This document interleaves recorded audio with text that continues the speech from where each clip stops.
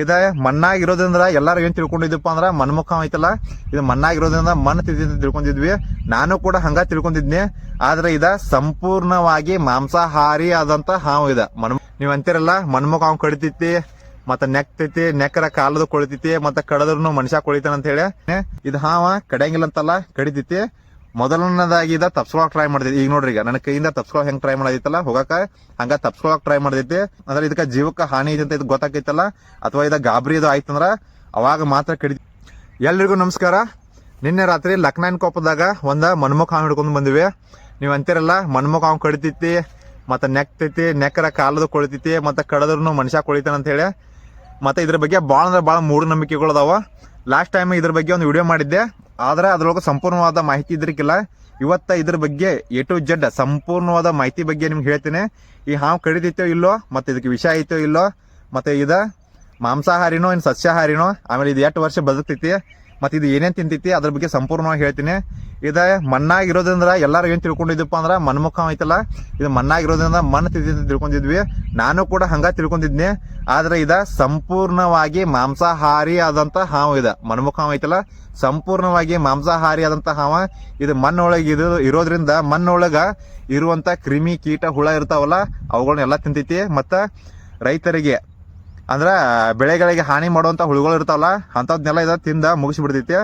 ಮತ್ತ ಇದ ಪ್ರಾಥಮಿಕವಾಗಿ ಇಲಿಗಳನ್ನ ತಿಂತೈತಿ. ಇಲಿ, ಕಪ್ಪೆ, ಮತ್ತ ಹುಳಗಳು ಇರ್ತಲ್ಲ, ಹುಳ, ಆಮೇಲೆ ಕೆಲವೊಂದು ಪಕ್ಷಿ, ಆಮೇಲೆ ಮತ್ತೆ ಪಕ್ಷಿಗಳ ಮೊಟ್ಟೆಗಳು ಸಹ ತಿಂತೈತಿ. ಇದು ಯಾವ ತರ ತಿಂತೈತಿ ಅಂದ್ರ ಬೇರೆ ಹಾವಿಗೆ ಇದಕ್ಕೆ ಏನ್ ಡಿಫ್ರೆಂಟ್ ಐತಿಪ್ಪ ಅಂದ್ರ, ಬೇರೆ ಹಾವುಗಳದಲ್ಲ ಕಚ್ಚಿ ಸಾಯಿಸಿ ತಿಂತಾವ, ಇದು ಹಂಗಲ್ಲ, ಮುಸುಕ್ ಹಾಕಿತ್ತೆ. ಹೆಂಗಂದ್ರ ಈಗ ಅನಾಕೊಂಡ ಫಿಲ್ಮ್ ಅದ ನೋಡಿರ್ತಲ್ಲ, ಮತ್ತೆ ಹೆಬ್ಬಾವ ಯಾವ ತರ ಹಿಂಗ ಸುತ್ತಕೊಂಡ ಹಿಚಕಿ ಕೊಂದಗಿಸಿನ್ ತಿಂತೈತಲ್ಲ, ಆ ತರ ಇದ ಅವುಗಳನ್ನ ಹಿಚಕಿ ಮುಸುಕ್ ಹಾಕಿ ಕೊಂದಗಿಸಿಂದ ಆಮೇಲೆ ತಿಂತೈತಿ. ಮತ್ತೆ ಇದ್ರ ಆಹಾರ ಪದ್ಧತಿ ಹೆಂಗೈತಿಪ್ಪ ಅಂದ್ರ ಸಣ್ಣ ಪ್ರಮಾಣದ ಗಾತ್ರದ, ಅಂದ್ರೆ ಸಣ್ಣ ಗಾತ್ರದ ಪ್ರಾಣಿಗಳನ್ನ ತಿಂತೈತಿದ. ಇದ ಇಲಿಗಳನ್ನ ತಿಂತೈತಿ. ಮತ್ತೆ ಇನ್ನೊಂದ ಗುಡ್ದಾಗ ಗುಲಾಬಿ ಇಲಿ ಅಂತ ಇರ್ತಾವ, ಅಂದ್ರ ರೆಡ್ ಮೌಸ್ ಅಂತ ಹೇಳಿ, ಇಂಗ್ಲಿಷ್ ರೆಡ್ ಮೌಸ್ ಅಂತಾರ, ಕನ್ನಡ ಒಳಗ ಗುಲಾಬಿ ಇಲಿ ಅಂತಾರ. ಅವುಗಳನ್ನ ಬಾಳ ಭೇಟಿ ಆಡ್ತೈತಿ. ಮತ್ತೆ ಇದ ಹಾವ ಕಡಿತೈತೆ ಇಲ್ಲ ಅಂತ ಕೇಳಿದ್ರೆ, ಇದು ಹಾವ ಕಡಿಯಂಗಿಲ್ಲ ಅಂತಲ್ಲ, ಕಡಿತೈತಿ. ಮೊದಲನೇದಾಗಿ ಇದ ತಪ್ಸ್ಕೊಳಕ್ ಟ್ರೈ ಮಾಡ್ತೈತಿ. ಈಗ ನೋಡ್ರಿ, ಈಗ ನನ್ನ ಕೈಯಿಂದ ತಪ್ಸ್ಕೊಳಕ್ ಹೆಂಗ್ ಟ್ರೈ ಮಾಡೈತಲ್ಲ, ಹೋಗಾಕ ಹಂಗ ತಪ್ಸ್ಕೊಳಕ್ ಟ್ರೈ ಮಾಡ್ತೈತಿ. ಅಂದ್ರೆ ಇದಕ್ಕ ಜೀವಕ್ಕ ಹಾನಿ ಐತಿ ಅಂತ ಇದು ಗೊತ್ತಾಕೈತಲ್ಲ, ಅಥವಾ ಇದ ಗಾಬರಿ ಇದು ಆಯ್ತಂದ್ರ ಅವಾಗ ಮಾತ್ರ ಕಡಿತೈತಿ. ಆದ್ರೆ ಇದ ಕಡಿದ್ರ ಮನುಷ್ಯನಿಗೆ ಏನು ಎಫೆಕ್ಟ್ ಆಗಂಗಿಲ್ಲ. ಇದ ವಿಷಕಾರಿ ಅಲ್ಲದಂತ ಹಾವು, ಅಂದ್ರ ನಿರುಪದ್ರವಿ, ಅಂದ್ರ ವಿಷಕಾರಿ ಅಲ್ಲದಂತ ಹಾವು, ನಾನ್ ವೆನಮಸ್ ಸ್ನೇಕ್ಸ್. ಇದ ಕಡಿಯೋದ್ರಿಂದ ಮನುಷ್ಯನಿಗೆ ಏನು ಹಾನಿ ಆಗಂಗಿಲ್ಲ. ಇದ್ರ ಸಂತಾನೋತ್ಪತ್ತಿನೂ ಭಾಳ ಡಿಫ್ರೆಂಟ್ ಐತಿ. ಈಗ ರಸಲ್ ವೈಪರ್ ಹೆಂಗಲ್ಲ, ಹೊಟ್ಟಿಯೊಳಗ ಮೊಟ್ಟೆ ಇಟ್ಕೊಂಡ, ಅಂದ್ರ ಗರ್ಭದಲ್ಲೇ ಮೊಟ್ಟೆ ಇಟ್ಕೊಂಡ ಆಮೇಲೆ ಮರಿ ಮಾಡಿ ಮರಿನ ಹೊರಗೆ ಹಾಕೈತಿ. ಎಲ್ಲಾ ಹಾವುಗಳು ಹೆಂಗಪ್ಪ ಅಂದ್ರ ಮೊಟ್ಟೆ ಇಡ್ತಾವ, ಮೊಟ್ಟೆ ಇಟ್ಟ ಮರಿ ಹಾಕ್ತಾವ. ಆರ ರಸಲ್ ವೈಪರ್ ಅದು ಐತಲ್ಲ ವೈಪರ, ಅವ ಹೆಂಗಂದ್ರ ಹೊಟ್ಟೆಯೊಳಗ ಮರಿ ಮಾಡ್ಕೊಂಡ ಆಮೇಲೆ ಮರಿಗಳನ್ನ ಜನ್ಮ ನೀಡ್ತಾವ. ಇದು ಕೂಡ ಹಂಗ. ಇದ 3 ರಿಂದ 4 ತಿಂಗಳ ಗರ್ಭಾವಸ್ಥೆಯ ನಂತರ 5 ರಿಂದ 20 ಮರಿಗಳಿಗೆ ಜನ್ಮ ನೀಡ್ತೈತಿ. ಇದು ಸೇಮ ರಸಲ್ ವೈಪರ್ಟೆ ಹೇಳ್ತಾರಲ್ಲ ಅದೇ ತರ ಸಂತಾನೋತ್ಪತ್ತಿ. ಅಂದ್ರ 3 ರಿಂದ 4 ತಿಂಗಳ ಗರ್ಭಾವಸ್ಥೆಯ ನಂತರ 5 ರಿಂದ 20 ಮರಿಗಳಿಗೆ ಇದ ಜನ್ಮ ನೀಡ್ತೈತಿ. ಮತ್ತೆ ಇದ್ರ ಬಗ್ಗೆ ಭಾಳ ಇನ್ನ ಮೂಢನಂಬಿಕೆ ಏನಪ್ಪ, ಇದು ಕಡಿತೈತಿ ನೆಕ್ತೈತಿ ಅಂತ ಹೇಳಿ. ಕಡಿತೈತಿ ನಿಜ, ಆದ್ರೆ ನೆಕ್ಕಂಗಿಲ್ಲ. ಮಟ್ಟ ನೆಕ್ಕಿರ ಕೊಳಿತೈತಿ ಅಂತಾರಲ್ಲ, ಅದು ಕೂಡ ಸುಳ್ಳ. ಇದ ಕಡಿಯೋದ್ರಿಂದ ಮನುಷ್ಯನಿಗೆ ಏನು ಕೂಡ ತೊಂದರೆ ಆಗಂಗಿಲ್ಲ. ಮತ್ತೆ ಇದ್ರ ಬಗ್ಗೆ ಇನ್ನೊಂದು ಮಾಹಿತಿ ಹೇಳ್ತೀನಿ ಕೇಳ್ರೆ, ಈ ಹಾವ ಮಾರ್ತೈತಿ, ರೊಕ್ಕ ತಗೋತಾರೋ ಅಷ್ಟಕ್ಕೆ ರೊಕ್ಕ ಮಾರ್ತಿ, ಇಷ್ಟಕ್ಕೆ ರೊಕ್ಕ ಮಾರ್ತದ್ರೆ ಅದೆಲ್ಲ ಸಂಪೂರ್ಣವಾಗಿ ಬಂಡಲ್ಲ. ಅದನ್ನ ಯಾರೋ ದಯವಿಟ್ಟು ನಂಬಾಕ್ ಹೋಗ್ಬೇಡ್ರಿ.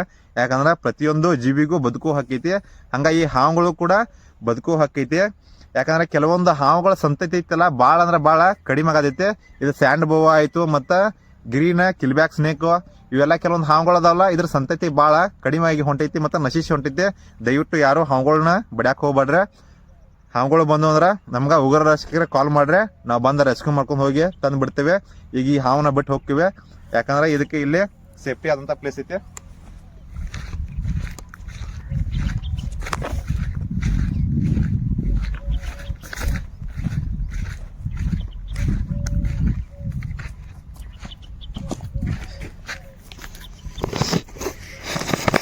ಈಗ ಈ ಹಾವನ್ನ ಬಿಟ್ಟು ಹೊಂಟೇವೆ, ಹೋಗ್ಲೆ. ಇನ್ನೊಂದೇನಪ್ಪ, ಇದ್ರದ ಜೀವಿತಾವಧಿ ಎಷ್ಟು ವರ್ಷ ಅಂತ ಆಗ ಹೇಳಿಲ್ಲ, ಈಗ ಹೇಳ್ತೇನೆ ನೋಡ್ರಿ. ಇದ್ರ ಜೀವಿತಾವಧಿ ಐತಲ್ಲ 10 ರಿಂದ 20 ವರ್ಷ ಬದುಕ್ತಿದ್ದ ಹಾವು ಇದ್ದಿದ್ದ. ಆದ್ರ ಭಾರತೀಯ ಸ್ಯಾಂಡ್ ಬೋವಾ ಅದಲ್ಲ, ಅಂದ್ರ ಭಾರತ ದೇಶದಾಗ ಏನದಲ್ಲ ಮಣ್ಮುಖ ಹಾವುಗಳು 14 ರಿಂದ 20 ವರ್ಷ ಬದುಕ್ತಾವ. ಮತ್ತ ಇದು ಹೆಂಗಪ್ಪ ಅಂದ್ರ ಆಯಾ ಅವು ಬದುಕುವಂತ ಸ್ಥಳ ಎಲ್ಲಿರ್ತಾವಲ್ಲ ಅವು ವಾಸಿಸುವಂತ ಸ್ಥಳ ಇರ್ತಾವಲ್ಲ ಅದ್ರ ಮ್ಯಾಗ ಡಿಫ್ರೆಂಟ್ ಆಕಾವ. ಆದ್ರೆ ಸಾಮಾನ್ಯವಾಗಿ ಕಾಮನ್ ಆಗಿ ಅಂದ್ರೆ ನಮ್ಮ ಭಾರತದಲ್ಲಿ ಇರುವಂತ ಈ ಸ್ಯಾಂಡ್ ಬಾವ್ ಅದಲ್ಲ 14ರಿಂದ 20 ವರ್ಷ ಬದುಕ್ತಾವ.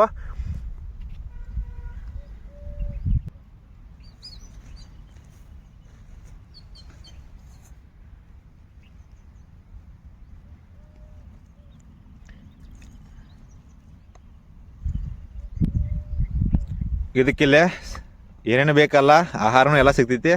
ಮತ್ತು ಬದುಕಾಕಿಲ್ಲೇ ಇದಕ್ಕೆ ಒಳ್ಳೆಯದಂಥ ಪ್ಲೇಸ್ ಐತಿ. ಆಯ್ತಾ, ಇದನ್ನ ಬಿಟ್ಟು ನಾನು ಹೋಗ್ತೀನಿ ಈಗ.